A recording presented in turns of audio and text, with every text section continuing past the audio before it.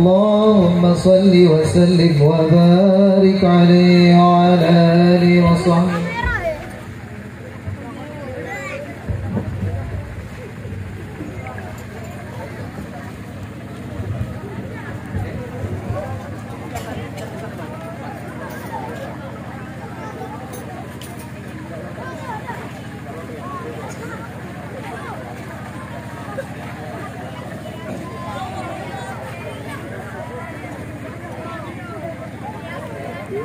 Lupa bawa.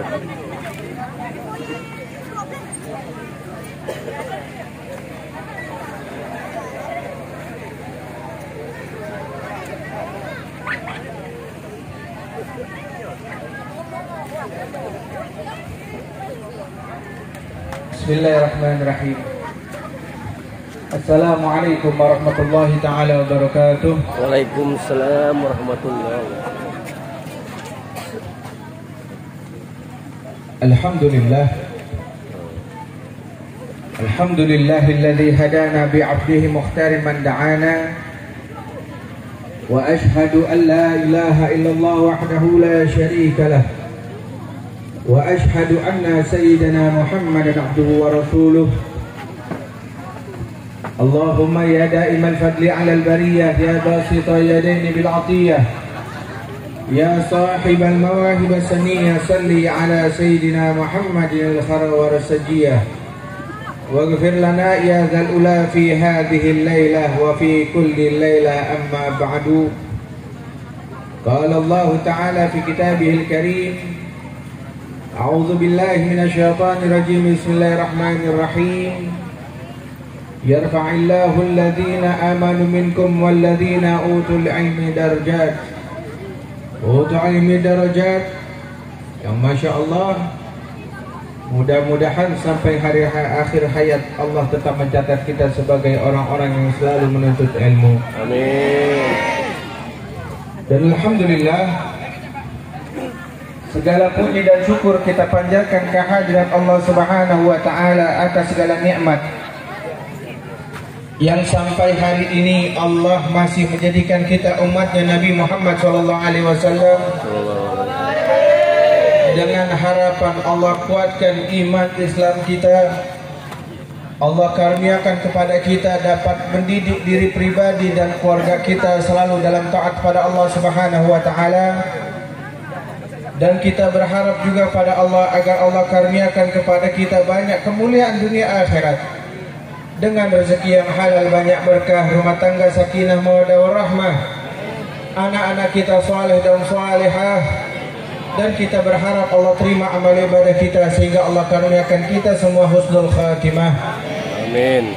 Salawat serta salam semoga selalu tercurah ke hadirat baginda Nabi besar Muhammad sallallahu alaihi yang mudah-mudahan kita sebagai pendosa yang sedikit cintanya kepada Nabi, solawatnya pun tidak sebanyak orang-orang saleh, tapi harapan kita besar agar kiranya nanti di akhirat kita mendapatkan syafaatnya. Amin ya rabbal alamin. Amin.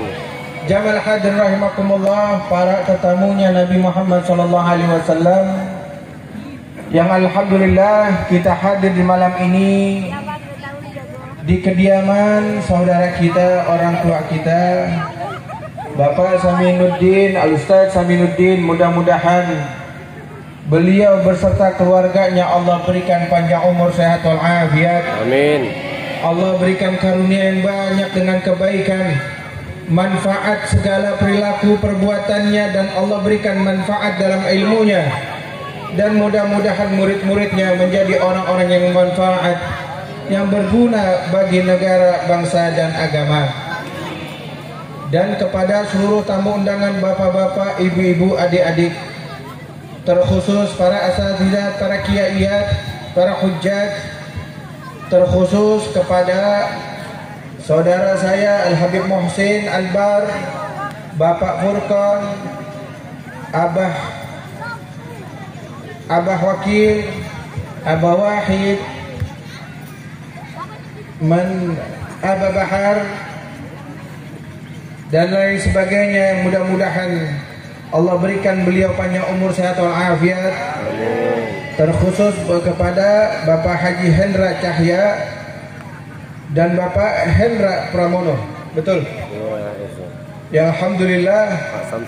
Mudah-mudahan Pak, Bu, kita doakan orang tua kita yang ada di depan kita ini, Allah tambahkan umurnya. Amin. Allah tambahkan ilmunya. Amin. Allah tambahkan rezekinya. Amin.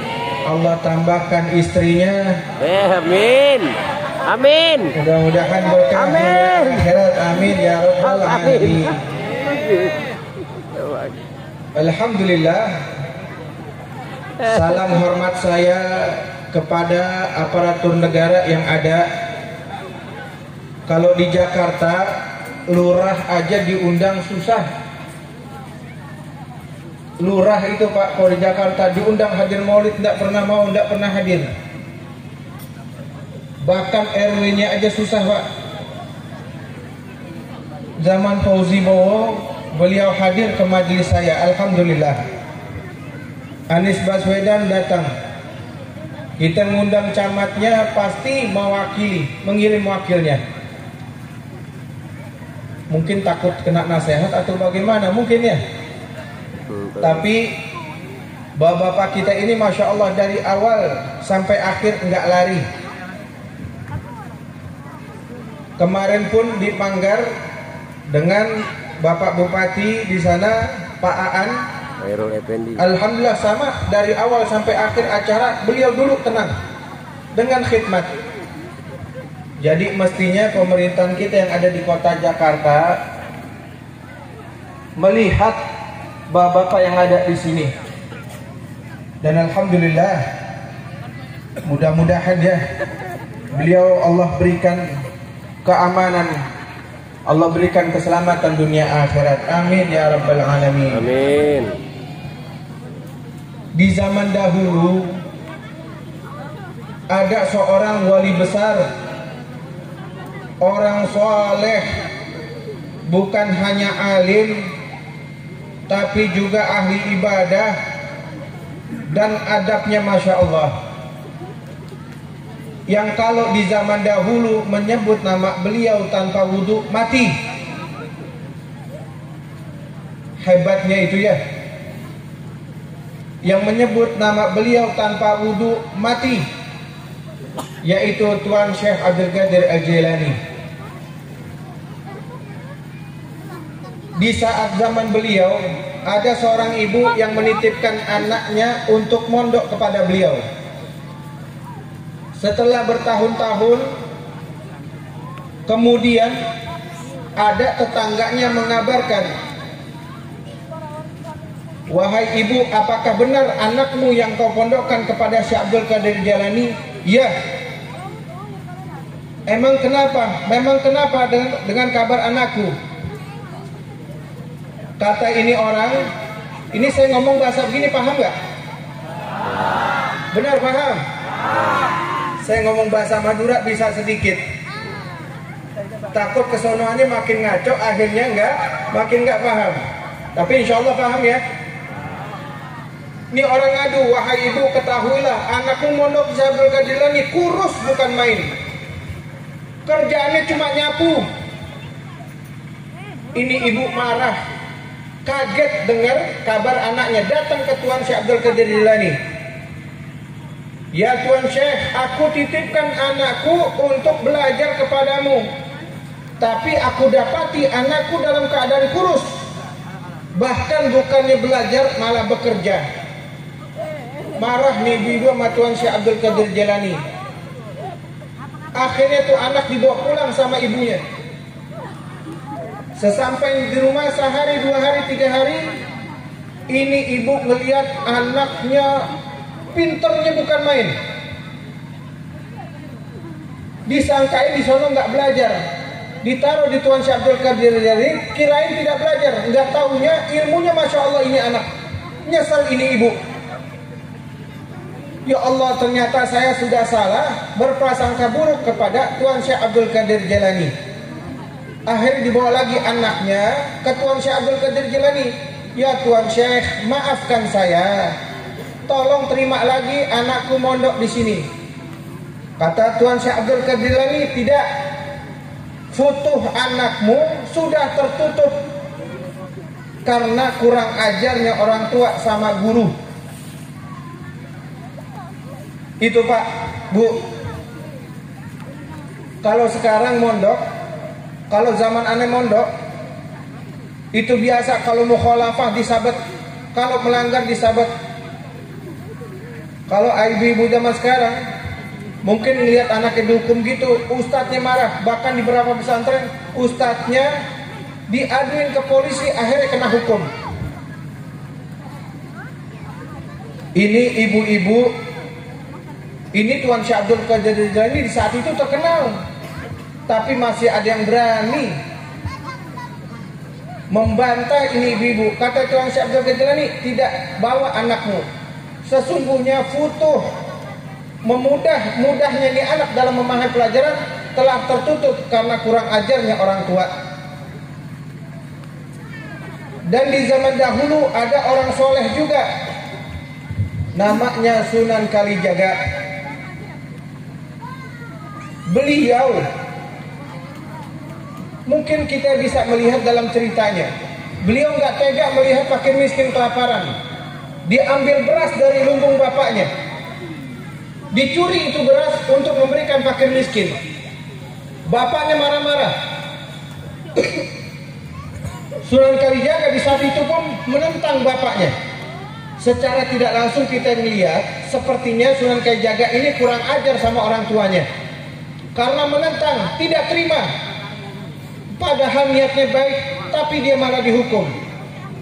Diusir Sunan Kalijaga, tapi sebelum pergi beliau bersumpah, aku tidak akan balik ke rumah ini sebelum Al-Quran bisa menggetarkan rumah ini. Akhirnya perjalanan hidupnya bertemu dengan Sunan Bonang. Masya Allah, jadi alim, bahkan jadi orang soleh, bahkan menjadi wali. Dari hikmah cerita ini saya pengen jelasin Pak, Bu. Dari cerita Sunan Kalijaga, kalau ada anak kurang ajar sama orang tua, umurnya panjang. Kalau ada anak kurang ajar sama orang tua, Allah kasih umur panjang, biar dikasih kesempatan dia memahami kesalahannya dan dia bisa bertobat.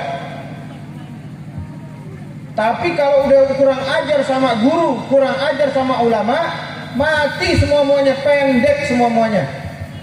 Berkahnya tidak ada, walaupun banyak ilmu, tidak manfaat buat dirinya, tidak berkah. Dari kisah ini kita bisa ambil pelajaran.